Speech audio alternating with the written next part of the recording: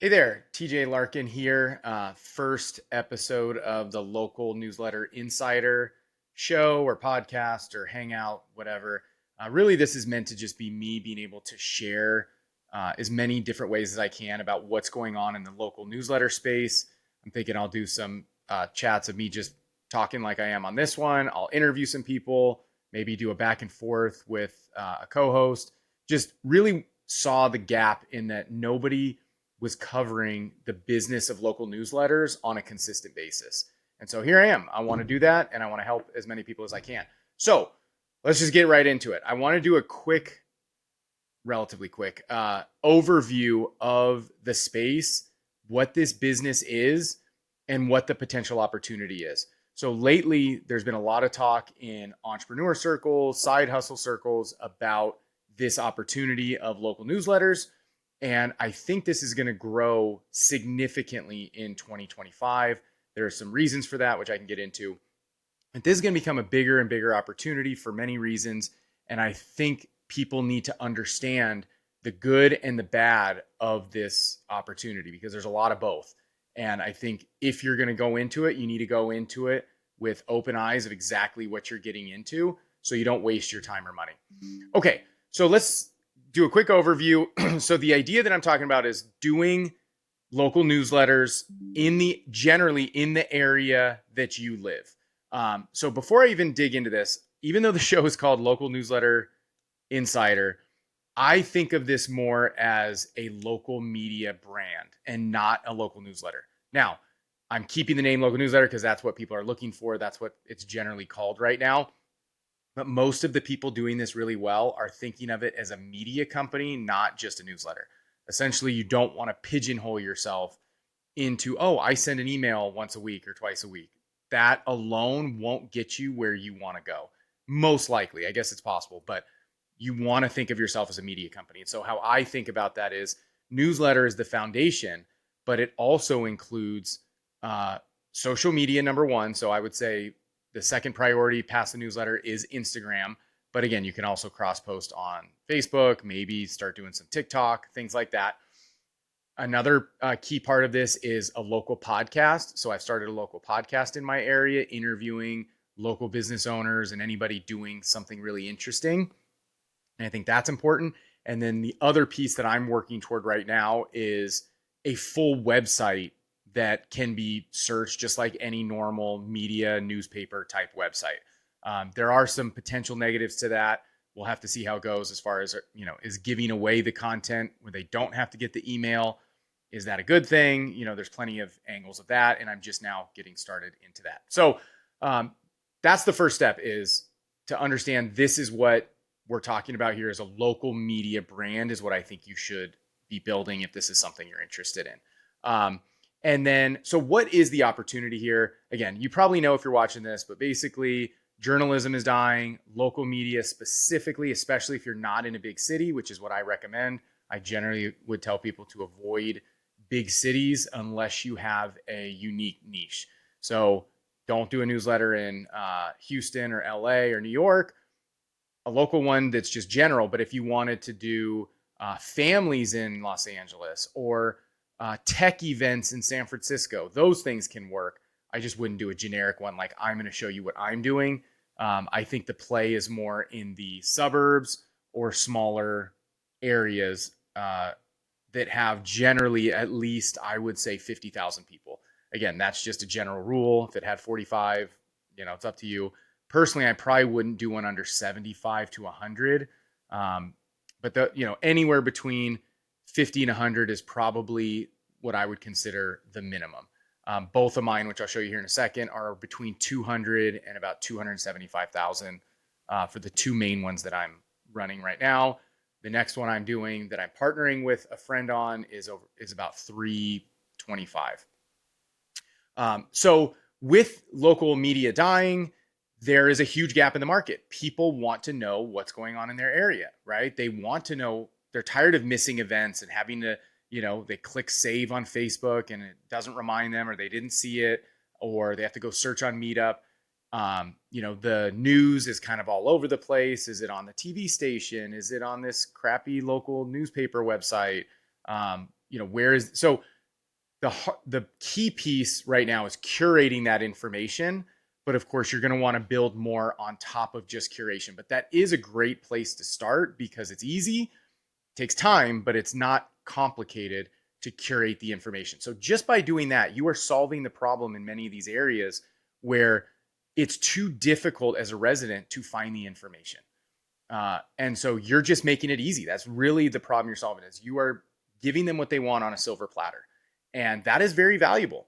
Curation is extremely important. And I believe it's going to be 10 times, 100 times more important as the AI proliferates, whether this is B2B curation or local news or whatever it is. Curation is going to be extremely important.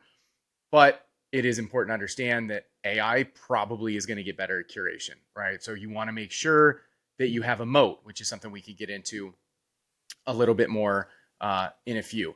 And so let me show you first thing here, some stats on mine and what my newsletter looks like, just to kind of give you a background or a decent understanding of what's going on. So this is my Beehive account. I use Beehive. Almost all local newsletter writers, creators are using Beehive. So here are my stats for one of my newsletters, which is Leander Scoop. So we started this one in October of 24. So this is how many subscribers we have. Here's our open rate and our click-through rate, which these numbers are for email specifically are incredible because most email newsletters would get 25% if they're lucky. Maybe 30 to 40 would be considered very, very good. But in the local newsletter space, why we're all doing this, why you're probably watching this, is it's easy-ish to have a high open rate and high engagement because people really care about where they live. So that's why I think we do a good job, but that's why the numbers are relatively quite high. So let me show you what our newsletter looks like, and we can kind of go over this piece. So here's one of our newsletters for a couple weeks ago. So Leander Scoop, here's our logo. Then we have an editorial section. I usually try to add a photo or GIF in the editorial, kind of so it's not too much text. We've started adding some polls in it, which is good for engagement and clicking and seeing what people care about. Then we tell them what's in the newsletter. So again, trying to give them the highlights before, kind of get them to see something that they want to keep reading about. Featured event of the week. All the events are at the bottom except for this one. Eventually we want to charge for this placement. Then we have our local news section where we're just kind of curating news from the area and kind of writing, morning brew style, quick, make it easy to understand the news very, very quickly. Here's where we would have an ad. This week we had put in, advertise with us, so advertising ourselves, but we would put an ad in here. We have a restaurant section. We push people to our Instagram. This we just started doing, which is pretty valuable, I think, to get people to recognize they can, your media brand is outside of just the newsletter. Then we'll feature some businesses. We feature the fancy home. Again, if you're in real estate, eventually this is something you could feature your own homes or your partner's homes, things like that. And then events, which this is the most important piece that people really love, is that we're curating all the events and making it easy to know what's going on in your area. And then, I started my podcast. So this is the first one that had my podcast right here, which is pretty cool. And then that's basically it. So that is what our newsletter looks like, to give you a decent idea of what it is that you should be doing. Now, I think ours, I think we do a great job with style, and we use Canva for all the designs, make it really easy. Most people don't put as much effort in as we do there, or at least maybe people do close. You don't have to do that to start, although I do think as you start to succeed and grow, you want to have more branding, because again, you have to be thinking about 1 to 2 years from now, can AI just do what I'm doing? And again, this is why the media brand aspect is so key, of social media, podcasts, etc. But also just making your newsletter more appealing visually, because it's unlikely AI will put the effort in or have the ability to make it very visually appealing of what's going on. So now let's talk about the financial aspect of it. And this is so key, where I think a lot of people are going to go wrong. So we've already talked about how it's relatively easy to get subscribers. Well, I didn't give the specific reason yet. It's because everybody does Facebook ads. That's basically it. Yes, you can do some um, try to get free subscribers, using Facebook or Reddit, Facebook groups, Reddit, things like that. You can do that. It's a little difficult. So most people grow via Facebook ads, and average cost on the low end, it's possible to get subscribers for around 20 cents, which is absolutely incredible. Most people can't stay down there that long. So really good, I would say, is 30 to 50-ish cents is pretty darn good. 50 to 75 is manageable. It's decent. You're happy, but not super happy. 75 to $1 is like, it's viable, but you're kind of not doing a great job. Anything over $1, I think, for this is not a good idea. You need to figure out how to get it under $1, at least as of March 2025.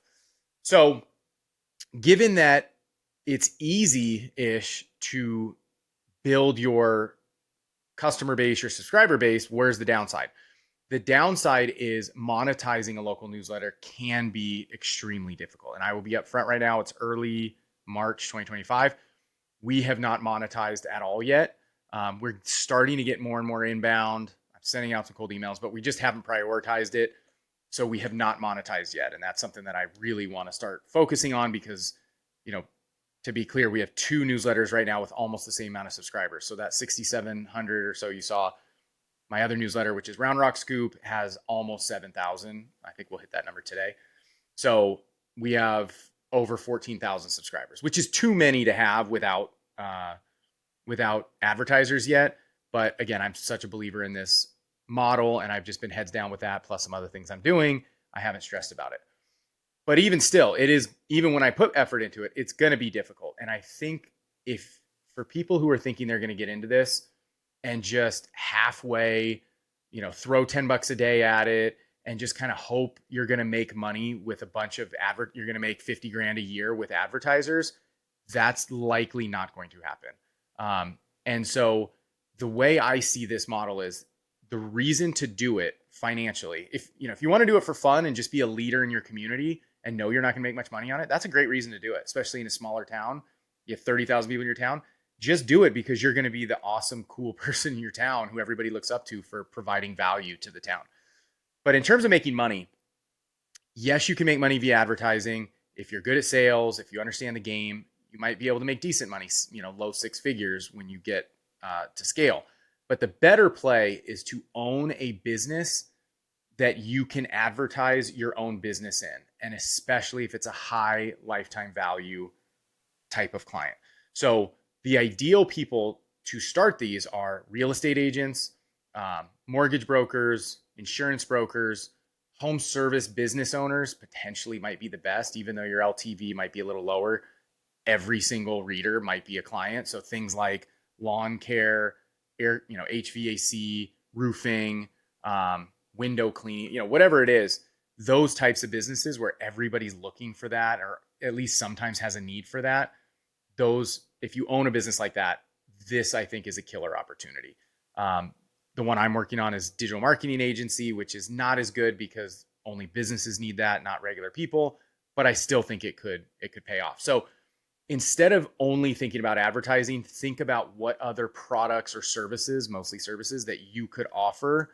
And as you build trust in the community, that when they know that this is your company, because it's constantly in their face, because you take up an ad slot for your own company, that you think of making your money indirectly from the newsletter as opposed to directly from the newsletter from an advertiser. Ideally, of course, you do both, right? Say it's your newsletter, you can have as many ads in there as you want, but I think most people standard is 2. So you could say, hey, one ad is going to be my company and one ad is going to be one that I sell. And that's a great way to think about it. So getting started in this model is actually quite easy. Sign up for Beehive. I have my link, my code below if you want to give me a little credit.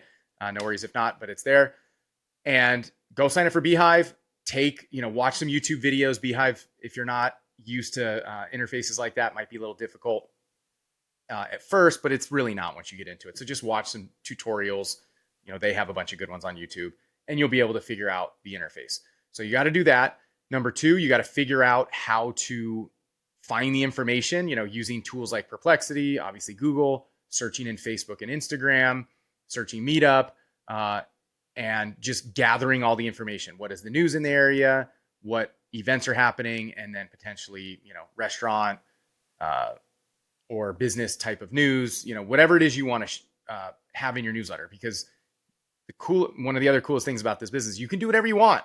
This is yours. Whatever you think people care about, assuming you're right and they're interacting, do what you want. I've seen some that they're just events only. That's it. Literally just events. And that's what people care about the most. So that's still giving you, that's probably the 80-20 of this model, is just do events. You'll still get 80% of the value and it'll take up, only 20% of the time. So that's another angle you could take at this. And then the other key piece that probably is the hardest is Facebook ads. So number one, the Facebook ad system is very complex, difficult to learn. I have my assistant who helps me with it. I kind of understand it, but there are just so many settings. So either, get an assistant, hire somebody to train you, or probably the smartest thing, but most time consuming, is just learn it yourself, watch a lot of YouTube videos. Again, lots of people do it. It's not rocket science. It's just, there's a lot of steps. So that's really all there is to this business, at least to get going, which is really cool, right? Set up your Facebook and Instagram pages and your ads, set up Beehive, find the information, put it in, get it going. Now, there's a lot more small steps we don't need to get into right now. Welcome emails and tracking and, creative copy for the ads. These are all things that you'll want to do. You got to figure out, but we don't have time to get into them now. But they are very, very important. And then I think the challenges to be aware of, which I already said the big one, which is if you are not prepared to go all in or have a specific plan of why you're doing it and how you're going to monetize, if you just kind of dabble, you're likely to burn out because you're not going to make much money. It's going to take relatively a lot of work compared to how little you're going to get for quite a while. And you have to understand that. So I hate to push people away from doing this, but I would say if you're not going to go all in, at least, whether it's financially or putting a lot of effort in or hiring somebody, you got to know what you're getting into. And then it's going to be a lot of work and a decent amount of money before it starts paying off. Again, I've put in, God, I should know this, but let's call it minimum 8 to 10 grand just in Facebook ads alone, plus the Beehive fee. Plus I have an assistant, which he helps with other things too. But a lot of money and I've made none back right now. Again, I'm willing to do that because I sold my last company and I'm truly invested in this. And I think this is going to pay off long-term. If you don't have that ability, we're working between my wife and I over 40 hours a week on this, probably actually like 60 between both of us.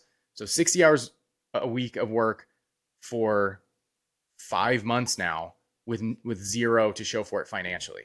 Now, we overdo things. There's no question you could do this faster than this. We're probably the slowest in the industry because we kind of are both perfectionists to some degree. So you can do it a lot quicker than that, but your quality also may not be as good. But again, does that matter at the beginning? Probably not. So just understand the big picture here. It's relatively a lot of work and it won't pay off for a long time. So I think you have to make sure you understand that before you jump into it.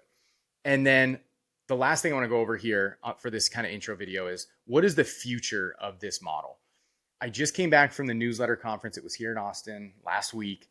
And while I'm extremely bullish on this as an industry and as a concept, I think it is important to know that competition is coming. Hence why I'm making this video and I'm starting this channel, is there's going to be a lot of interest in this space, which means there's going to be a lot more competition from just other entrepreneurs.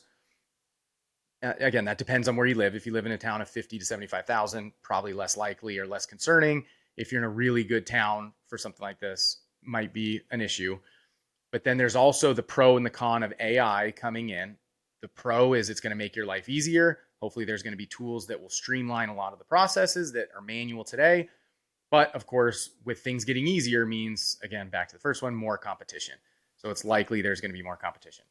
And then the other thing to understand is there are players that are trying to expand in this space. 6 a.m. City is I think the biggest company doing this kind of thing right now. And their CEO was on the stage at the conference and they are trying to expand. They have a lot of capital. I believe they raise funds, so they have a lot of money. They're building lots of tools.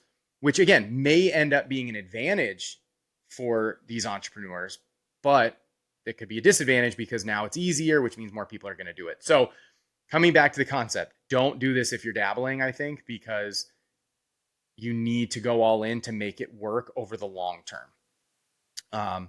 So yeah, I think that's all I got for this time. Hopefully that was a good overview of the space. If you have any questions, please post them below. I promise I will respond. Feel free to reach out to me. I should be pretty easy to find with my name on Twitter, LinkedIn. I'll probably have the links in the comments, but hopefully that was a good intro. Let me know. And I got some podcasts lined up with some people doing this, which are going to be great. And then I'll make some more shorter videos about specific issues in the space that I can help with. And so if you want to hear any of those, comment and I'll make a video about that. So, all right. Thanks for checking me out.